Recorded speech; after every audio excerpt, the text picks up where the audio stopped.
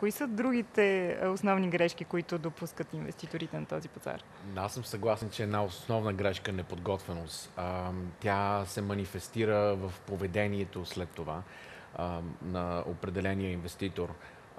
Може би до някъде статистиката ви е правилна, но то се отнася до една определена група участници в пазара. Трудно е един човек, който започва с 1000, 2, 3, 5, 10 хиляди, нали, долара, евро, независимо, да очаква, че да има очаквания, които са доста завишени за това какво да очаква от пазара. Така че наистина емоциите могат да изиграят лоша роля на един потенциален участник. Затова смятаме, че едно контролиране, ограничение, трябва човек да е наясно с какъв капитал влиза в този пазар и какви трябва да бъдат неговите очаквания. Там лично мислиме, че се крие по-голямата причина за това голяма част от хората да загубват своите средства много бързо.